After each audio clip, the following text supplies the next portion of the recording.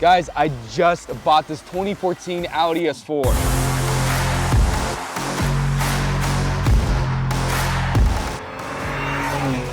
And with 123,000 miles on the dash, I'm not sure if I made a big mistake or if I made a good decision. Today, we're gonna get into a ton of maintenance items, so let's get right into it.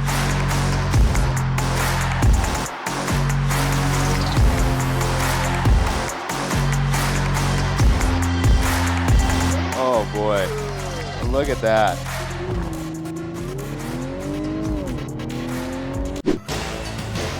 This car has been maintained according to the previous owner, but I'm not sure how well it has been maintained. So today, we're gonna get into a ton of maintenance items on this 2013 S4. You might ask me, am I really qualified to be doing this type of service? I am a YouTube certified master technician. Now that we have everything laid out on the table, let's talk about what we're gonna be doing today. Starting with these mall intercoolers, brand new ones.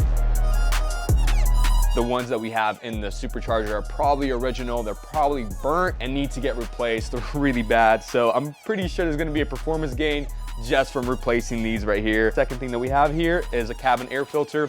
We don't know when's the last time it has been replaced. The next thing we have here is this breather tube that is connected to the PCV. So it sits under the supercharger. These tabs tend to break. There's the old one. You can see where it broke.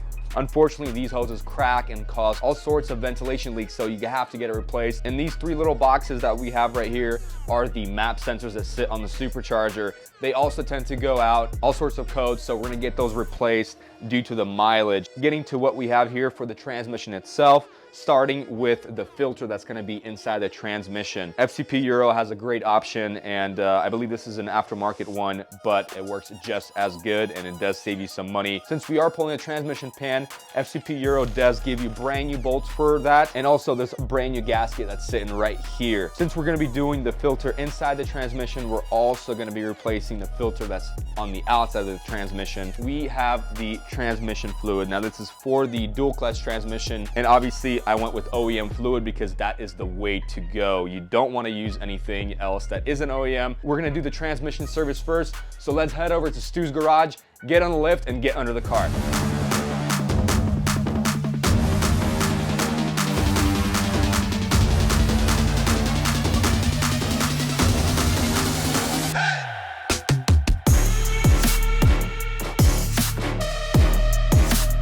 We're here at Stu's Garage, my local service shop, and man, these guys are awesome. They literally have everything you could possibly need. 2 post lifts, 4 post lifts. Let's get the car in the air and get to doing the service.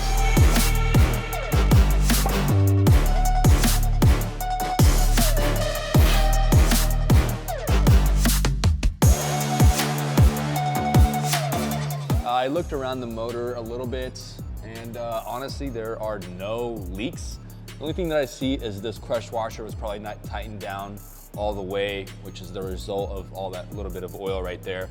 Overall, this does look really good. As you guys can see, the car does still have the stock cat. I'm sure we're gonna end up taking those out at some point.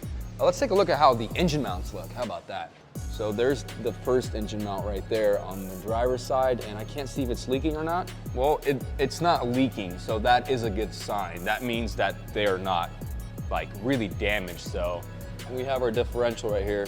I think what we're gonna do is crack the fill plug open and see how dark that fluid really is.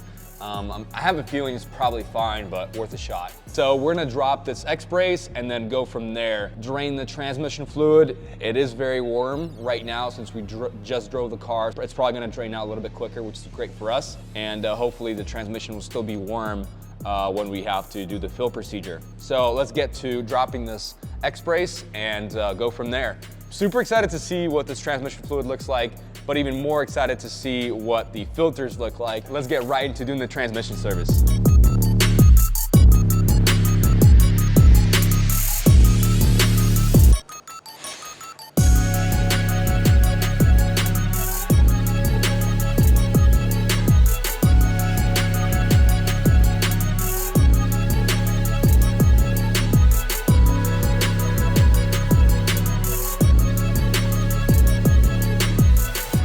Well guys, looking at that fluid right there, it definitely has been changed before because there's no way it's that clean. That is a good sign. means that at least the fluid was changed out, but it does not mean that the pan was dropped or that the exterior filter was changed out either. So once this fluid drains a little bit, we're gonna get the exterior filter cracked open.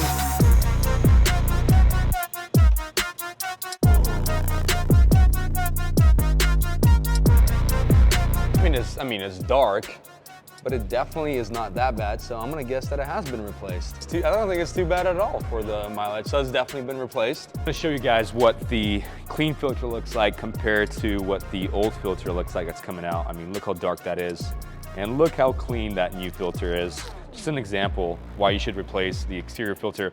Now, Audi will do the transmission service and also the filter for you, but they will only do the exterior filter. They won't do the interior filter. I'm happy that we'll get to drop the pan and also replace the filter that's inside the transmission, not just this one right here. But with that said, let's get this one in. Feel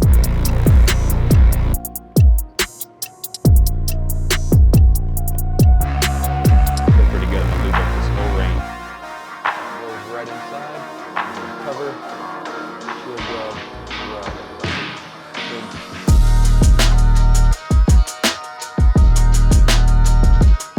Have the exterior filter replaced. All the fluid has been drained out as much as we possibly could have gotten out of the transmission. So now we're gonna crack these bolts open all around the pan and drop the pan itself.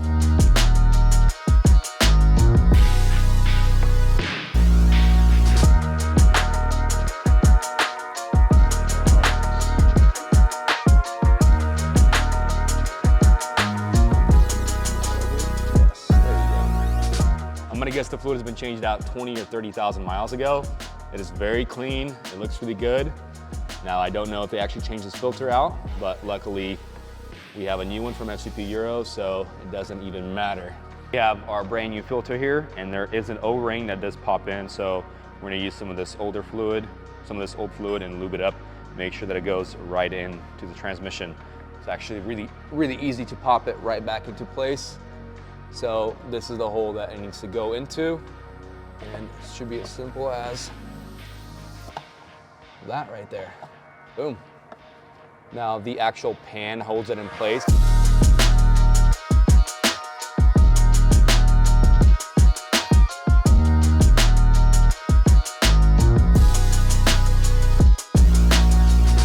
So the gasket is gonna sit, again, right where it was, and we wanna make sure that that area is as clean as possible and there's no dirt or debris or anything that could cause a potential leak later on.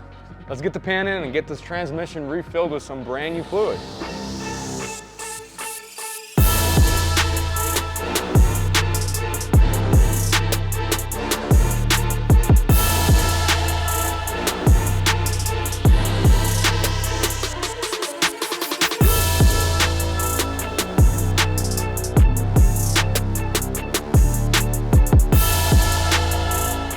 Put this 90 degree in here and then crack this open, and look at that.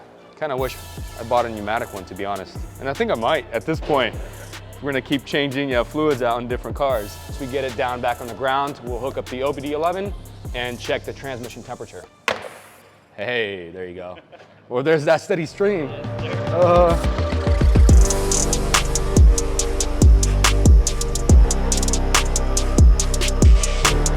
All right, guys, we are in the car. I have my OBD11 right here. We're gonna plug that in quickly into the OBD2 port. It's not an A4. I don't know about that one. Boom, 45 Celsius. That's even right above that, which is honestly totally fine. I know it's a little bit above that 40 Celsius mark, but the transmission is warm. I mean, I probably don't want to wait for it to cool down anymore. So we're gonna start the car and run it through the gears. That's actually the next step. So run it through reverse, neutral, drive, and then back up. And what I would do is stay in each one for about, I don't know, 10 seconds or so. That's allowing this transmission to just let all the fluid go right through it, which is exactly what we want. And then once we run it through the gears, we're gonna keep the car running.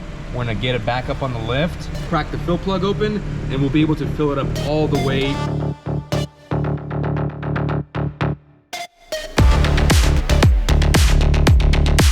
Started to drain out. So I'm gonna close this off. Boom, there's our steady stream of fluid. Drain plug or fill plug goes in. We need to also change the differential fluid. Now this car is not equipped with a sport diff, so I think it's gonna be pretty straightforward. All we need is 1 liter, and I'm actually really curious to see how dark or how golden or whatever, how dark this fluid really is at 123,000 miles. I'm fairly certain it's probably never been changed. I mean, it's darker than my SQ5 was in the rear diff, but it's still pretty good.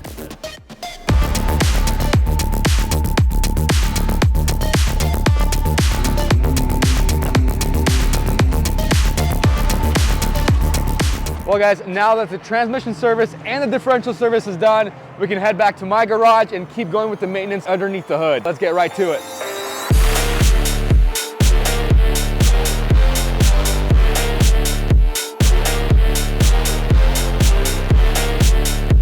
We gotta get these parts on before the sun sets down, so let's get right to it. The car is ready to go behind me, so let's start pulling the supercharger off.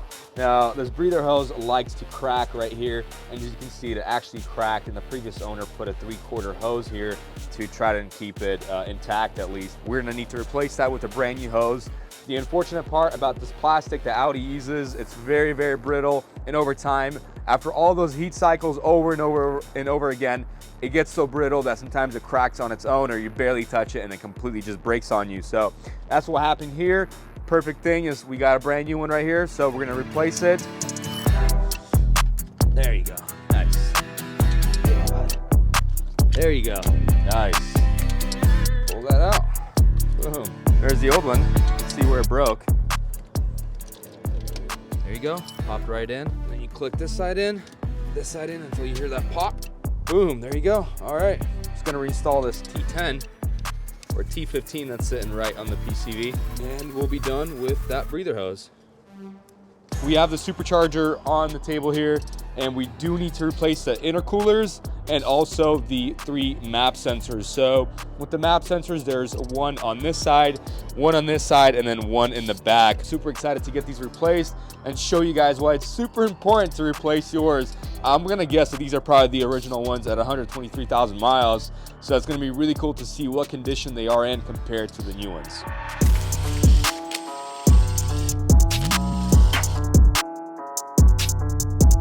Yep, definitely original. And you can see how oily this one is right here. Obviously from all the oil going through there. But really happy we're gonna replace these. Oh! Okay, it's the bad one either way.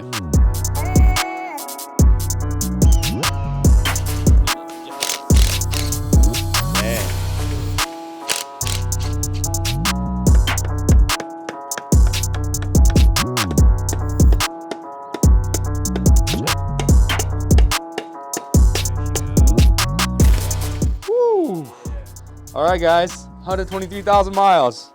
Oh boy, look at that. Look at that. Here's a brand new one. If that isn't burnt, I don't know what is. Let me pour this coolant out. And here is the underside of that. Look how burnt that is. I mean, it's very old, but again, look at that brand new one.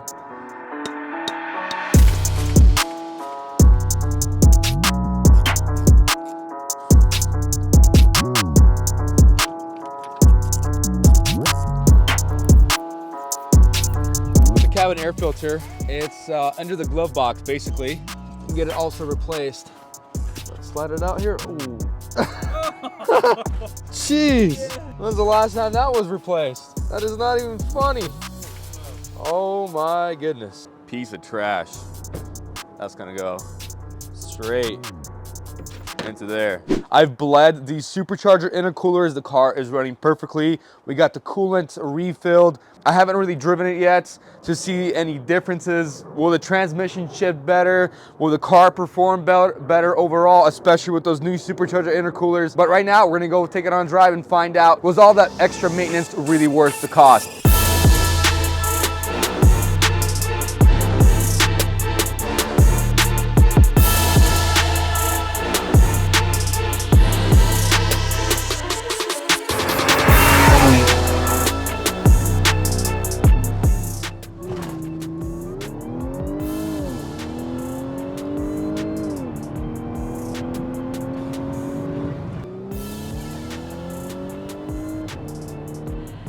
incredibly healthy. Sounds good, runs good, it pulls good. I don't think I made a mistake at all. I think I made a pretty good decision buying this car.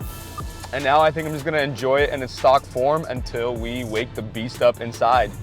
And that's only a matter of time because my hands are itching to modify this car. Really can't wait to start getting some parts on it, start modifying it to its full potential.